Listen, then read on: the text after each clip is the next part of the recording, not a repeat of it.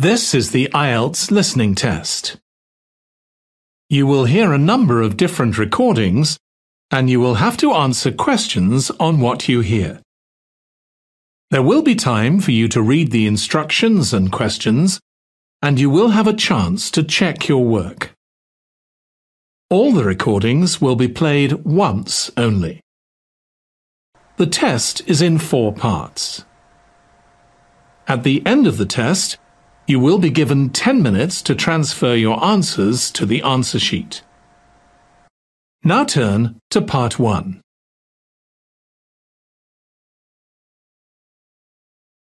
Part 1. You will hear a conversation between 2 students about buying a used car. First, you have some time to look at questions 1 to 6.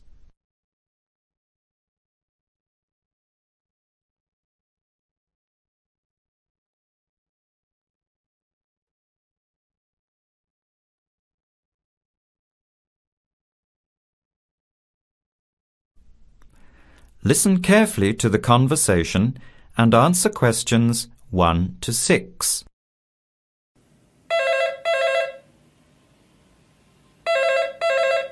Hello. Hello. Can I speak to Eleanor, please? This is Eleanor speaking. Hi. My name is Jan. I'm calling about the car that was advertised on the notice board in the Student Union building. Is it still for sale? Yes, it is. Your ad says it's a 1985 Celica, in good condition. It's old, but it has been well looked after. My family has had the car for 10 years. I'm just the 3rd owner and my mother had it before me, so we know its history. We've got all the receipts and records.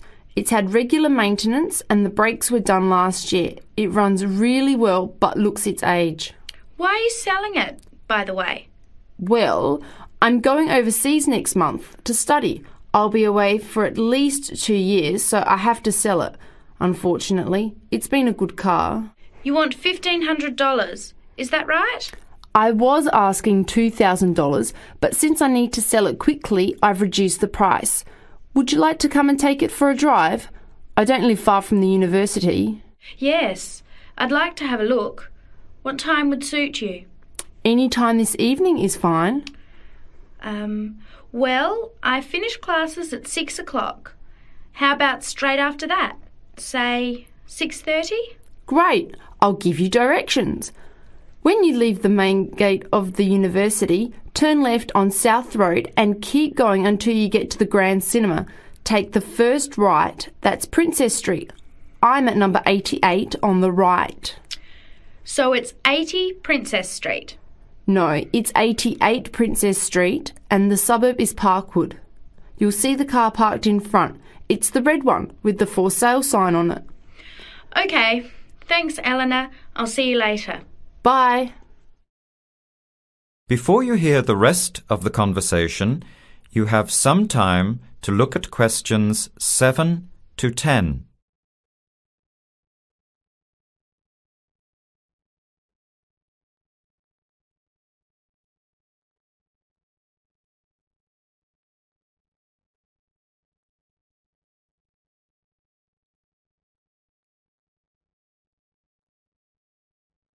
Later that day, at the university, Jan meets up with her friend Sam and tells him about the car. Hi, Sam. Hey, Jan. What's happening? I'm glad I ran into you. I've decided I have to get a car. You're going to buy a car? Do you really need one? I'd probably still be driving, except that my car broke down last year. Instead of getting another one, I just moved closer to the university and went back to riding a bike. Better for the environment, better for my health, and I save a lot of money. Did it really cost that much? Well, when you think of registration, insurance, rising petrol costs, parking plus maintenance and repairs, it adds up. I know it's going to be expensive, but I really need my own transportation. It takes half an hour by bus each way to university as it is. But now I'm working at night in the city. There's no way I want to hang around waiting for a bus late at night, then walk 3 blocks home alone. Hey, I think you've got a point there. So what kind of car are you looking at? It's an 85 Celica, same kind as I used to have. The owner's asking $1,500. That's pretty old. How many kilometres has it done? You know, I forgot to ask. I'll have to check tonight when I go see it. Would you be able to come with me to have a look? At about 6:30? Sure, I'll come, but I don't know a lot about cars. I do know one thing, though. I wouldn't buy an old car without having a mechanic look at it first. That's a good idea. But won't it cost a lot? Not really. You can get a check done through the Automobile Association for $80, and it comes with a report on the condition of the car. It can save you a lot of money in the long run. I'll keep that in mind. So we have to get to Parkwood at 6:30. Do you want to take the bus? It goes straight down South Road every 15 minutes. Or maybe we could walk. I don't think it's that far. Actually, I could borrow my roommate's motorbike for an hour or so. He's working all evening in the library. Do you think he'd mind? No way. He owes me a favour or two. Okay, great. See you at 6, outside the student centre.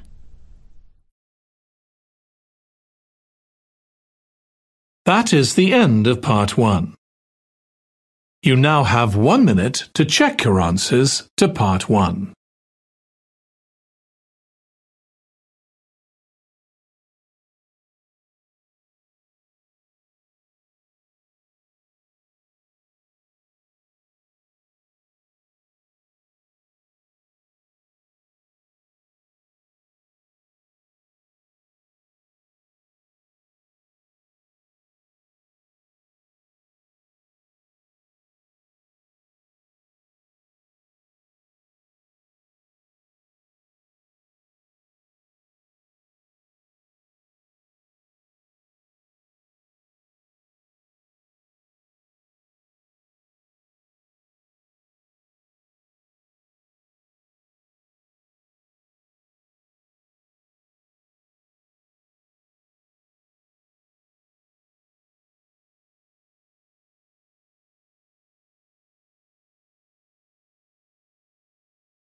Part 2.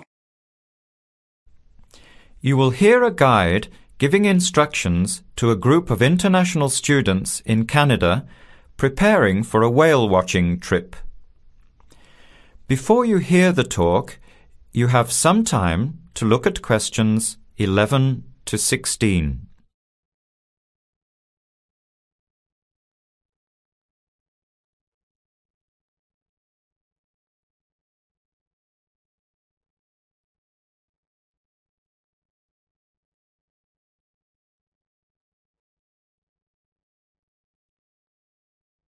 Now listen carefully to the first part of the talk and answer questions 11 to 16.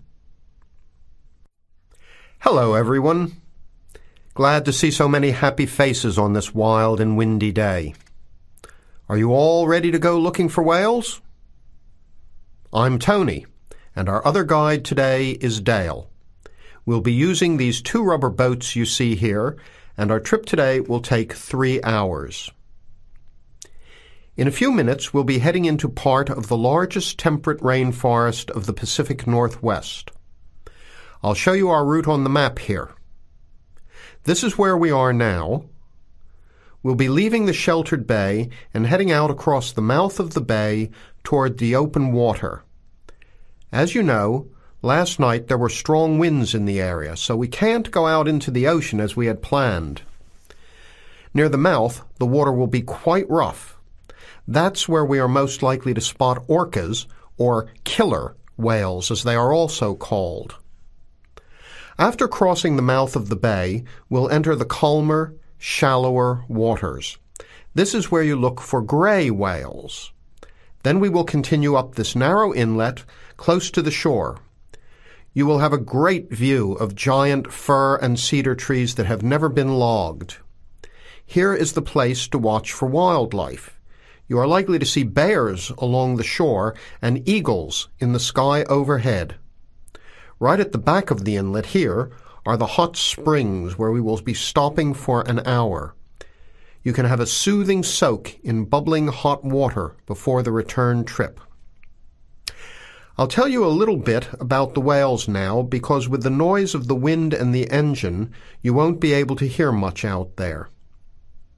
As we head out in the boat, we will probably see dolphins first. They are a grey colour and quite small, 1 to 2 meters long. They will swim right beside the boat, racing along and sometimes jumping out of the water just ahead of us. They swim very fast, and they are playful and curious. They're really fun to watch.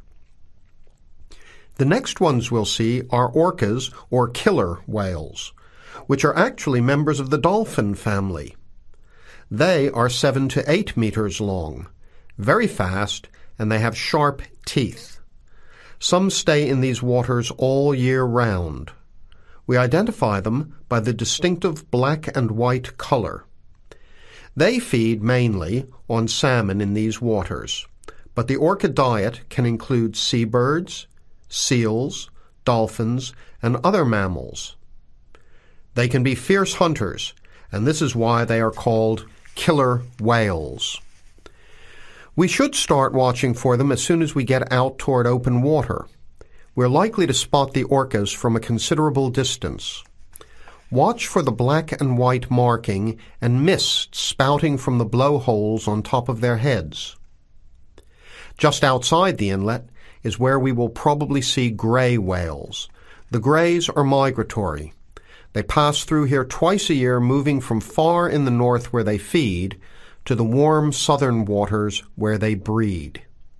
You are very lucky today because several have been reported in the area. Unlike the orcas, grays are solitary, except when you see a mother with a calf. The gray whales are much longer and heavier than the orcas, 14 meters long and weighing up to 30 tons. The gray whales are filter feeders, gathering tiny ghost shrimp from the sand at the bottom. We recognize grays from their tail fins because each one is different. Once we find the whales, we'll come up as close as we can safely. We are allowed to approach the whales no closer than 50 meters, but that feels pretty close when you are in the presence of animals this big. You'll see mist coming out of the blowholes when they breathe out, and you'll hear a loud hiss. If we are downwind, we might even be able to smell them, a strong, fishy smell. Before the talk continues, you have some time to look at questions 17 to 20.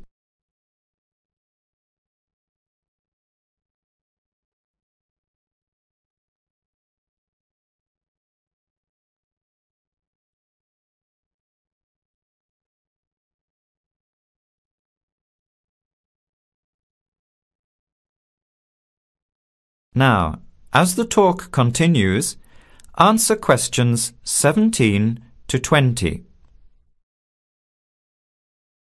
Now, for just a few words of caution. It will be quite bouncy out there, especially in the front of the boat.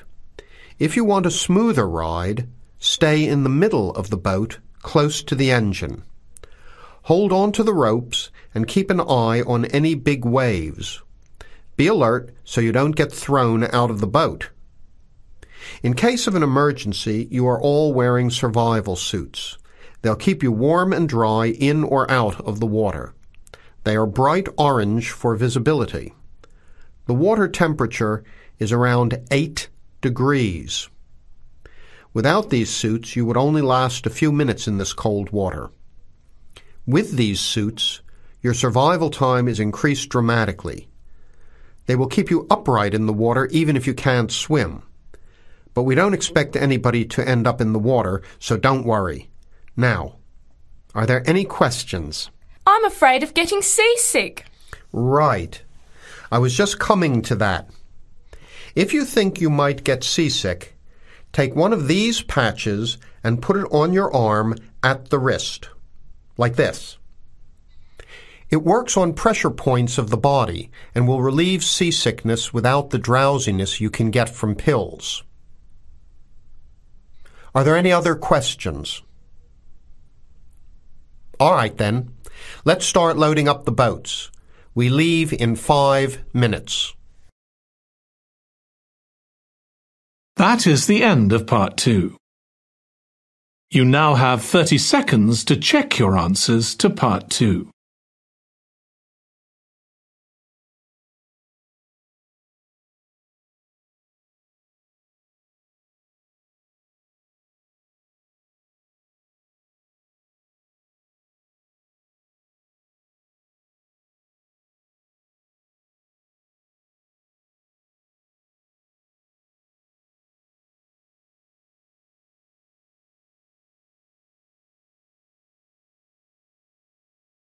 Part 3.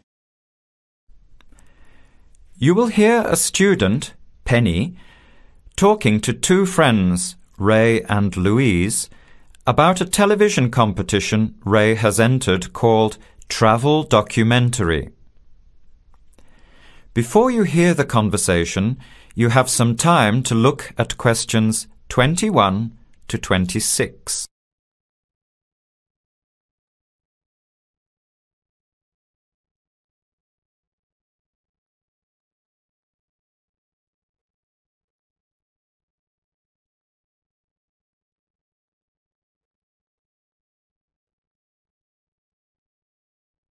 Now, listen carefully and answer questions 21 to 26.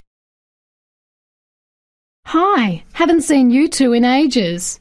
What have you been up to? Hi, Penny. Ray is really excited. He's just been shortlisted for Travel Documentary. He could be off travelling around the world for 3 months. Travel Documentary? What's that? You've never heard of it?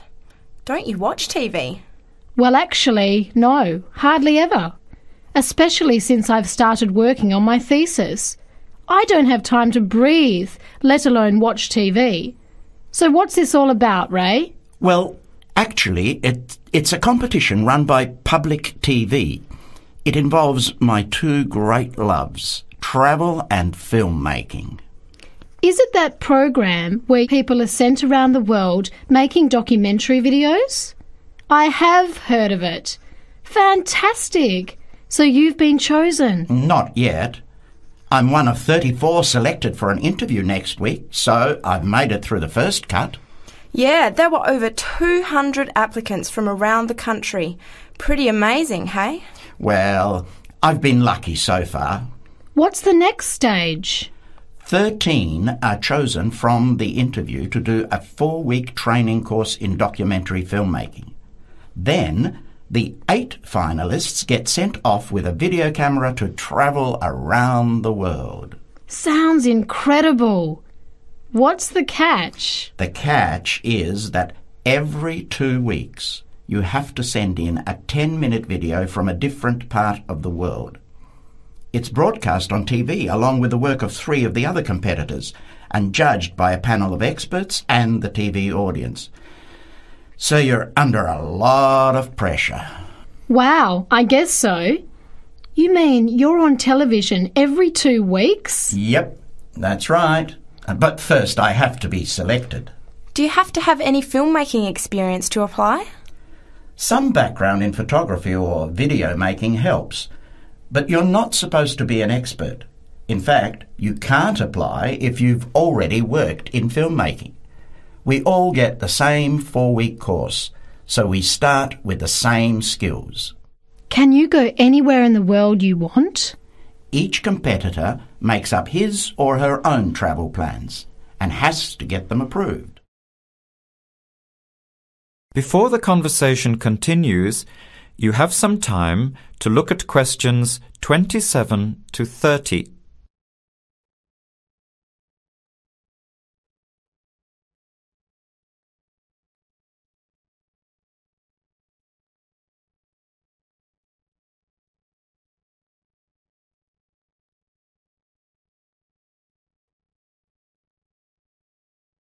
Now, as the conversation continues, answer questions 27 to 30.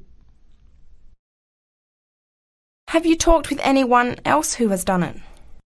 As a matter of fact, just last week I met Sarah Price, a girl from here who did it last year. What did she have to say about it? She said it was the most amazing experience of her life, but it was really tough at times. I think you'd have to be really brave to take off like that alone with so much responsibility. It's not like going on a holiday, is it? No. 2 weeks in a country, often where you can't speak the language, to find a story, film it, organise all the editing. Then you're off to a completely different part of the world to start all over again. Pretty exhausting, but exciting too. What a way to see the world. What about Sarah Price? Did she have any bad experiences? She said the worst part was when she got some mysterious fever in Mongolia and thought she might have to be sent home. Fortunately, it got better, but she said it was scary to feel really ill when you're alone so far away. So what made you want to apply? When I saw the program on TV a while ago, I thought, this is for me. I've always wanted to travel, but needed to work for a year before I could even think about it. Then a new series started up. I thought, now's my chance. Don't you think you'll be lonely? I don't think I'll have time to be homesick. I'm more worried about having too much to do and not enough time to get things organised. So we might be watching you on television in the next few months. I hope so, if I'm lucky. When will you know for sure? They choose the final 8 in March. A month later, you're on your way. So do you have to pay anything? Nothing. It's all paid for. Course, camera, flights, accommodation and in-country travel. The budget is pretty tight, though. No extras. I sure hope you get it. Then I'll be finding time to watch at least one program on television every week. That is the end of part 3. You now have 30 seconds to check your answers to part 3.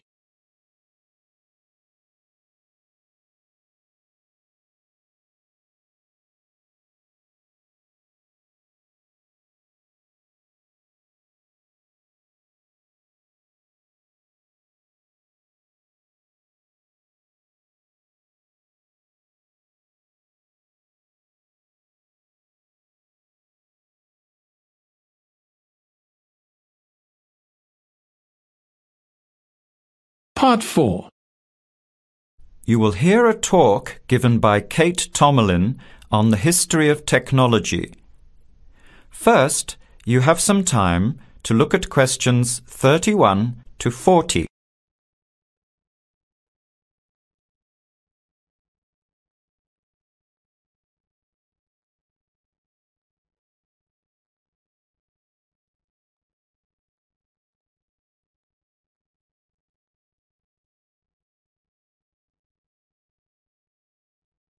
Now, listen carefully to the talk and answer questions 31 to 40. Our talk today in this History of Technology series is about a feat of anti-engineering from the late 19th and early 20th century that is still very much with us today and that is linked with the history of the typewriter. It's the QWERTY keyboard.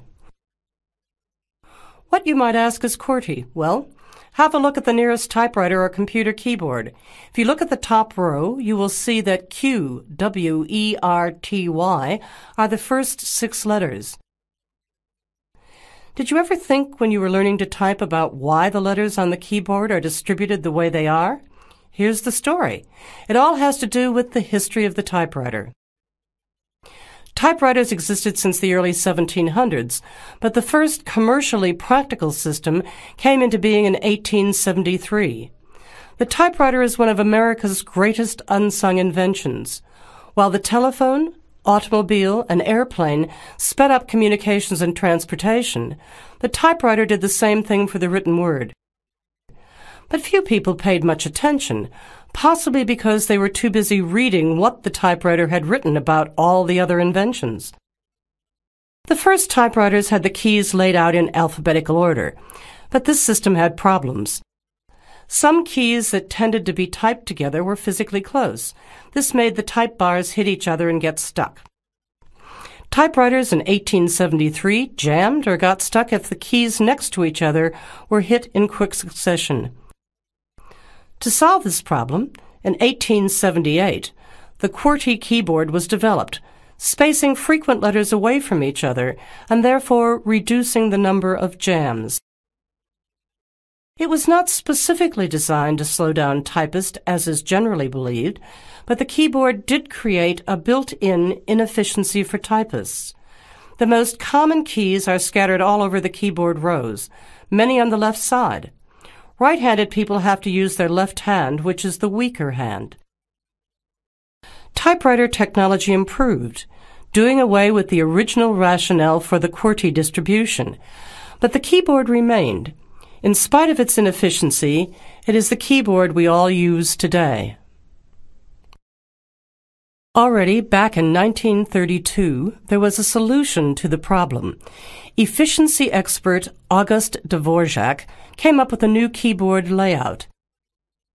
His home row consisted of A, O, E, U, I, D, H, T, N, S, which includes all of the vowels as well as the most commonly used letters. On this keyboard, over 3,000 words can be typed using only the home row.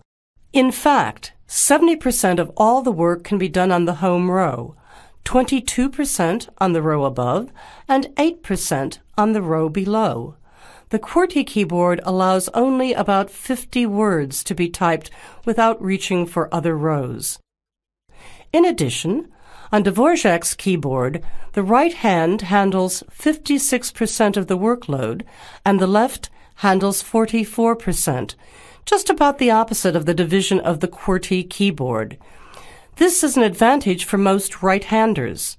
The Dvorak keyboard increased accuracy in typing by almost 50% and speed by 15 to 20%. How much labor did this Dvorak layout save? In one study, a group of typists was evaluated in the use of both keyboards. Those using the Dvorak keyboard moved their fingers just about 1 mile on an average day, while those who used the QWERTY keyboard moved their fingers an average of 12 to 20 miles. The superiority of the Dvorak keyboard was clearly established. However, it has never been adopted as the keyboard of choice. Why? First of all, bad luck and bad timing on the part of the Dvorak team.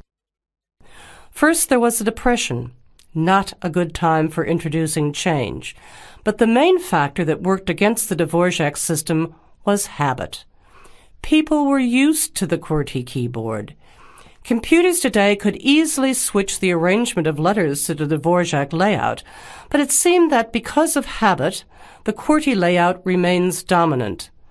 People felt comfortable with the keyboard they learned on, so it was the established patterns of hundreds of millions of typists, manufacturers, typing teachers, and typewriter salespeople that have crushed all moves toward keyboard efficiency for over 70 years. It looks like QWERTY keyboard may be with us for a long time yet. That is the end of Part 4. You now have 1 minute to check your answers to Part 4. That is the end of the listening test. In the IELTS test, you would now have 10 minutes to transfer your answers to the answer sheet.